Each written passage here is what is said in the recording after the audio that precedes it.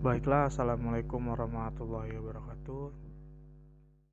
Kami dari kelompok 2 yang beranggotakan Atta Amrullah, Diah Sapitri, Intan Permatasari, Renaldi Muhammad Gunawan, dan Suci Kurnia akan mempresentasikan hasil dari diskusi materi kami, yaitu materi akuntansi salam. Oke, tanpa berlama-lama lagi langsung saja kita masuk ke materinya. Definisi salam dari kata as-salaf, yaitu pendahuluan karena pemesan barang menyerahkan uangnya di muka. Jual beli barang dengan cara pemesanan dan pembayaran harga lebih dahulu dengan syarat-syarat tertentu. Dan transaksi salam yang pertama, pembayaran harus lunas pada saat akad atau kontrak disepakati. Kemudian yang kedua, objek tidak harus melalui proses produksi, tapi tidak ada di penjual pada saat akad terjadi. Ketentuan membayar salam. Yang pertama, yaitu harus diketahui jumlah dan bentuknya, baik berupa uang, barang, atau manfaat. Kemudian yang kedua, harus dilakukan pada saat kontrak disepakati atau kontan. Kemudian yang ketiga, tidak boleh dalam bentuk pembebasan hutang. Ketentuan barang. Yang pertama, barang pesanan tersedia di pasar pada saat jatuh tempo. Kemudian yang kedua, pembeli tidak boleh menjual barang sebelum menerimanya. Dan yang ketiga, tidak boleh menukar barang kecuali dengan barang sejenis sesuai kesepakatan. Dan yang terakhir, pengadaan barang diserahkan sepenuhnya pada penjual, sehingga tidak diharuskan penjual merupakan pemilik objek salam. Yang selanjutnya ada skema akad salam produk pertanian. Yang pertama, ada negosiasi antara penjual dan pembeli terkait transaksi salam yang akan dilakukan. Lalu penjual akan mendeskripsikan barang yang dijual kepada pembeli. Nah, jika pembeli ini setuju, maka akad akan dilaksanakan atau disepakati, serta pembeli melakukan pembayaran tunai terhadap barang yang diinginkan, sesuai dengan kesepakatan yang telah dibuat.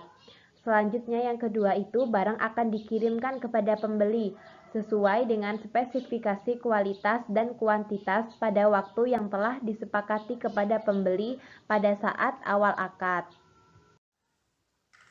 Skema akad salam paralel. Di sini, pembeli akan membeli produk pertanian dengan menggunakan akad salam di bank syariah. Nah, jika sudah disepakati, akan ada akad antara nasabah atau pembeli dengan bank syariah. Setelah itu, nasabah atau pembeli ini akan menyerahkan uang tunai kepada bank syariah. Yang kedua, karena bank syariah ini tidak memproduksi sendiri produk salam, maka akan membuat akad secara terpisah dengan petani sebagai produsen produk salam. Setelah menyepakati transaksi salam yang kedua, bank syariah lalu melakukan pembayaran tunai kepada petani.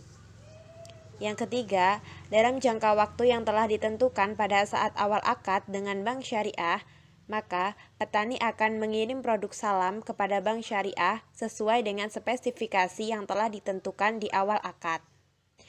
Dan yang terakhir atau yang keempat, bank syariah akan melakukan penyerahan produk salam atau mengirim produk salam kepada nasabah sesuai dengan akad. Ketentuan salam paralel yang terdapat pada PSAK 103 paragraf 5 sampai 10. Akad antara entitas pembeli dan produsen atau penjual terpisah dari akad antara entitas penjual dan pembeli akhir.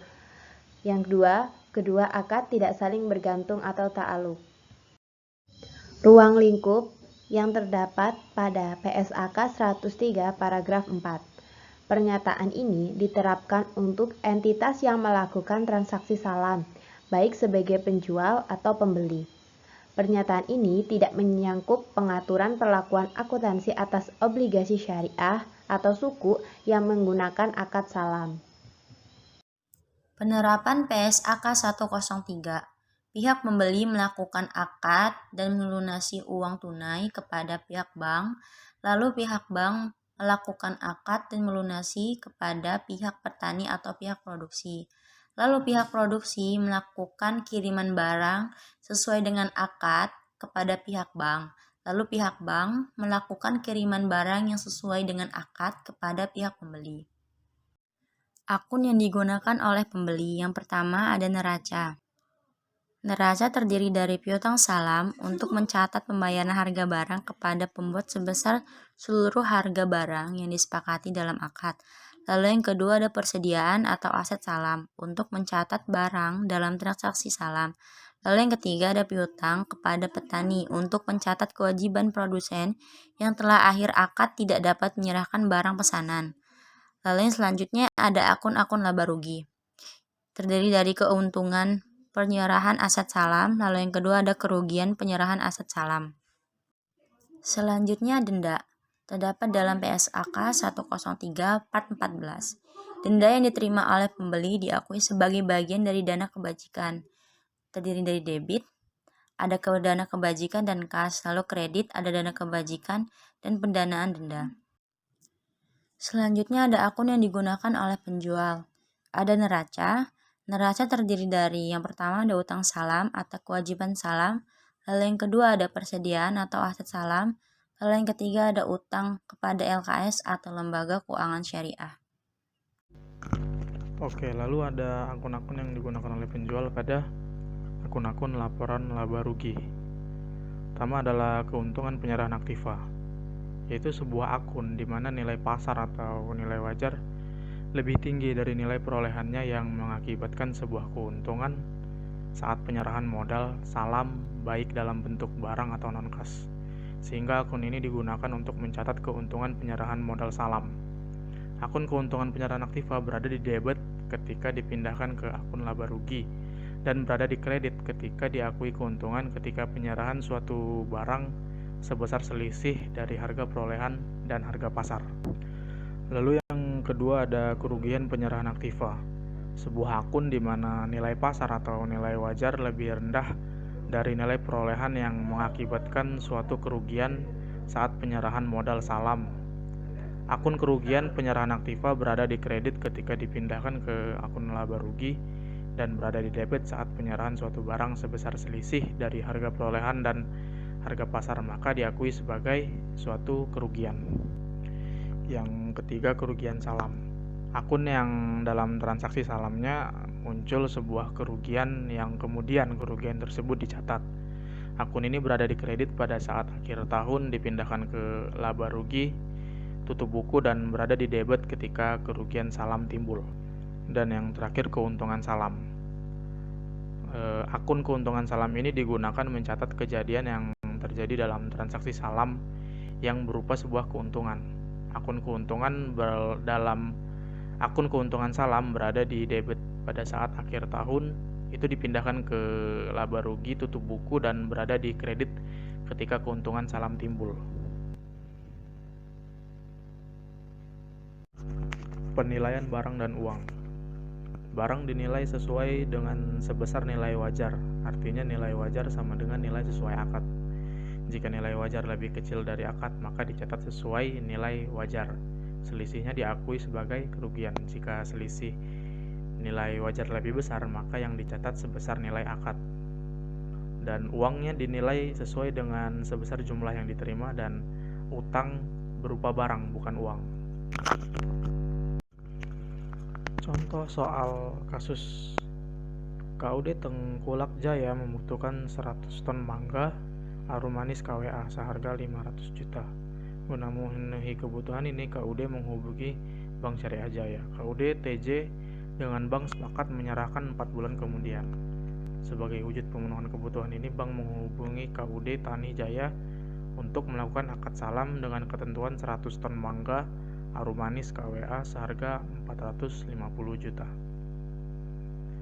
Terus yang ditanyakan adalah bagaimana siklus akuntansi transaksi kemungkinan yang akan terjadi dan apa aja jurnal-jurnal yang akan digunakan dalam transaksi ini gitu. Oke, pada ilustrasi ini di akad pertama, yaitu KUD Tengkulak Jaya bernegosiasi atau melakukan akad dengan Bank Syariah Jaya terkait pembelian mangga arum manis KWA ini. Nah, setelah itu pada akad kedua, Bank Syariah Jaya melakukan negosiasi atau akad kepada petani mangga arum manisnya terkait harga dan ketentuan yang akan dilakukan. Nah, setelah akad disetujui dan disahkan, petani mangga arum manis ini mengirimkan mangga arum manis KWA ini ke bank sesuai dengan akad yang ada.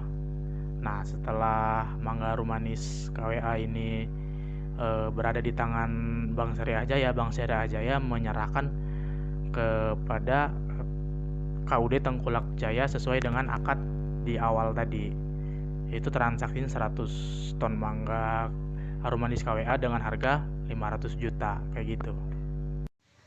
Yang selanjutnya ada transaksi 100 ton harga 500 juta. Yang bertambah di debit kas 500 juta, di kredit utang salam 500 juta. Kemudian yang kedua ada akad transaksi 100 ton harga 450 juta, di debit piutang salam 450 juta, di kredit kas 450 juta. Kemudian dikirim sesuai akad, di debit aset salam 450 juta, di kredit piutang salam 450 juta. Kemudian dikirim sesuai akad, di debit utang salam 500 juta, di kredit aset salam 450 juta, di kredit keuntungan 50 juta. Yang selanjutnya, asumsikan bank menyerahkan uang tunai 150 juta dan traktor dengan nilai tercatat 275 juta dengan nilai wajar 300, di mana di debit piutang salam 450 juta, di kredit kas 150 juta, di kredit aset salam 275 juta, di kredit keuntungan penyerah 25 juta. Kas diperoleh dari bank menyerahkan uang tunai 150 juta, aset salam diperoleh dari traktor sebagai aset sebesar 275 juta, keuntungan penyerahan 25 juta diperoleh dari total piutang salam dikurangi dengan total aset dan kas. Kemudian yang selanjutnya, sesuai akad, debit aset salam 450 juta, di kredit piutang 450 juta. Kualitas berbeda, nilai wajar sama atau lebih tinggi dari nilai akad, di mana jurnalnya aset salam 450 juta, di kredit piutang 450 juta. Nilai wajar lebih rendah dari nilai akad atau EX 400 juta. Jurnalnya di debit aset salam 400 juta, debit kerugian 50 juta, di kredit piutang 450 juta. Kemudian penyerahan barang salam. Barang tidak diterima seluruh atau sebagian. Diterima 75 ton senilai 335,5 juta. Di mana jurnalnya di debit aset salam 337,5 juta, di kredit piutang 337,5 juta.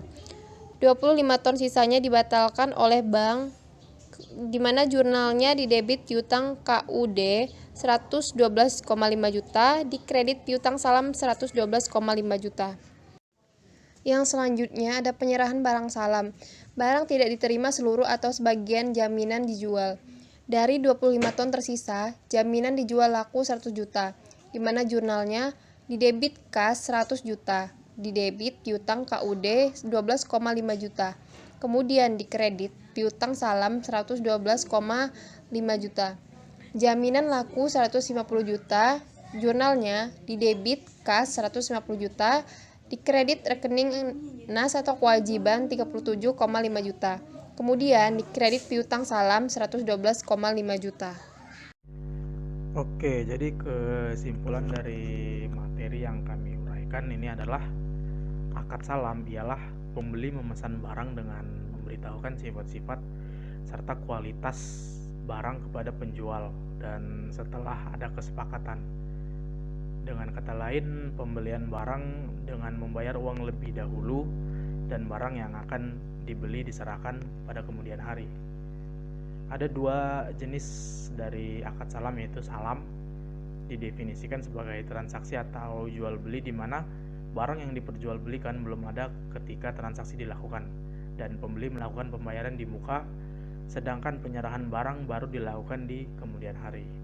Lalu yang kedua ada salam paralel, artinya melaksanakan dua transaksi salam, yaitu antara pemesanan pembeli dan penjual serta antara penjual dengan supplier atau pihak ketiga.